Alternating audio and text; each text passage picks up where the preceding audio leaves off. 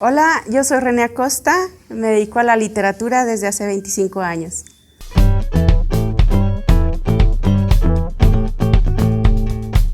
Creo que el primer acercamiento significativo que tuve a la literatura fue cuando niña con la enciclopedia de La Fuente de la Juventud, que comencé a leer los mitos griegos, los cuentos clásicos y estas adaptaciones que ellos hacían de las obras clásicas de Shakespeare, de la Divina Comedia, y que cuando leí la Divina Comedia me quedé fascinada porque aunque hablaba del infierno y todo esto, yo me quedé fascinada porque yo ya conocía todos los mitos griegos que estaban allí involucrados. Entonces yo dije, yo tengo que ser escritora, así, en cuanto tuve contacto con la Divina Comedia.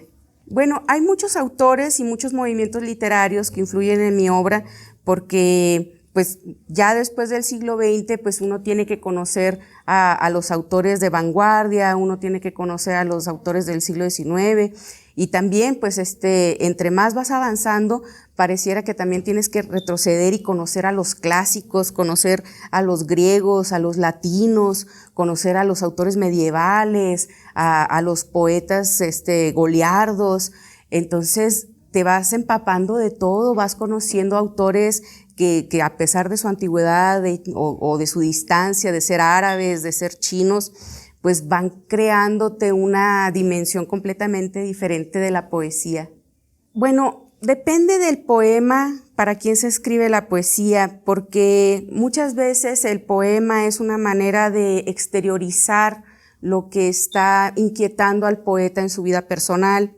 No siempre la poesía es intimista, no siempre es personalista, muchas otras veces es de experimentación puramente abstracta, puramente estética, puramente intelectual.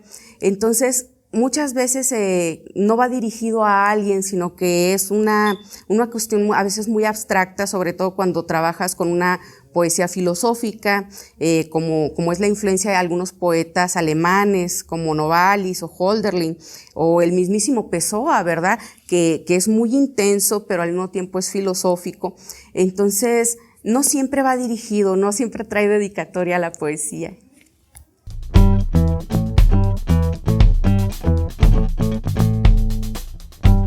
A mí me gustan mucho las imágenes muy al sentido de Huidobro en Altazor, que involucren lo cósmico, las galaxias, los universos, las estrellas, o como Mallarmé también, que también es muy abstracto y a veces nos da unas imágenes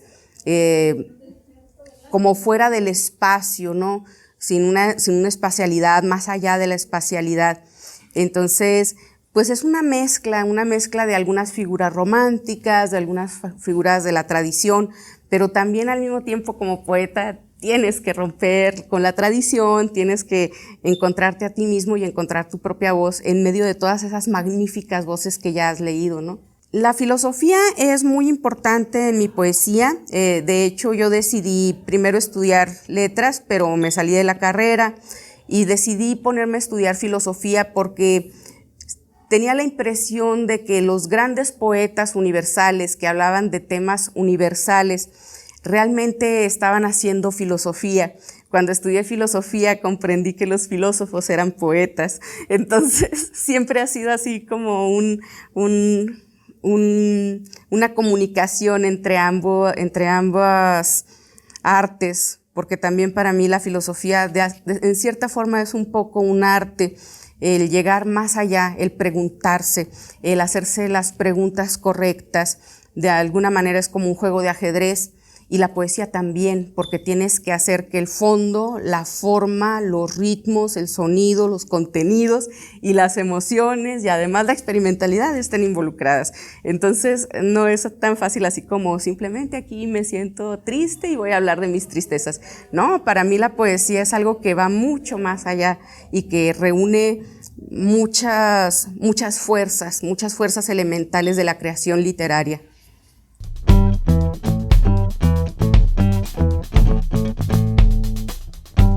Yo siento que he evolucionado, tomando en cuenta que la evolución es un cambio, y que en la cuestión del arte, como todo esto es muy subjetivo, No puedes decir estoy avanzando o estoy elevándome, porque muchas veces necesitas retroceder en algunos aspectos para poder avanzar.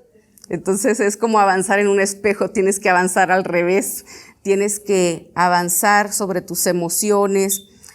A veces avanzas en la forma, pero retrocedes en lo intimista, o retrocedes en lo intimista, pero avanzas en lo experimental. Entonces, siempre en realidad es como un poquito como este cuento de Italo Calvino, donde habla de estas partículas que están flotando en el espacio y no saben si van subiendo, cayendo, solo saben que se distancian. Así es un poquito con esto de la literatura, no puedes decir, ya avancé, o ya lo logré, o ya ahorita traigo un nivel de 100. No se puede decir eso. Sobre todo, la poesía te ubica, la poesía misma te da un sentido que podemos decir de humildad ante la inmensidad de la obra poética de tantos poetas que han existido.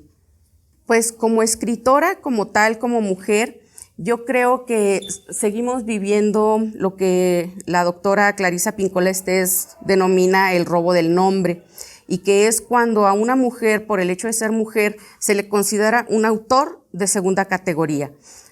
Por ejemplo, fíjense, acabo de decir autor en vez de una autora, porque se hace una cierta diferencia donde se cree que el hombre, por ser hombre, va a dar el máximo, va a dar el plus. Entonces, esto hace que la creación literaria para las mujeres en México y en el mundo sea más difícil. Es más difícil que una mujer destaque en la literatura, así como es difícil que destaque en otros campos del arte o de la ciencia, porque hay mucha discriminación. Desgraciadamente todavía tenemos mucha discriminación. Ser artista en el norte de México nos coloca muy lejos del centro, y como ya han dicho muchos artistas anteriormente, y muy cerca de los gringos, ¿no? Entonces, también volvemos a la cuestión de otra forma de discriminación, que es el ser discriminado por ser del norte, por no pertenecer al centro, por las dificultades geográficas de trasladarse al centro. Pareciera que un escritor o escritora del norte tiene que irse a vivir al DF si quiere destacar, si quiere figurar, si quiere entrar en los grandes anaqueles de las grandes editoriales o en estas grandes panorámicas donde dicen, estos son los grandes escritores de los años 70, y al final dices, bueno, realmente están hablando solamente de gente que nació en el DF y en periferia, o gente que está viviendo en el DF, y a los autores que vivimos en el norte y que nos hemos decidido, como Jesús Gardea, a quedarnos en el norte, pues se nos dificulta mucho, porque realmente es como si no existiéramos, y nuestra obra sigue siendo desplazada y discriminada en las grandes antologías de las grandes editoriales.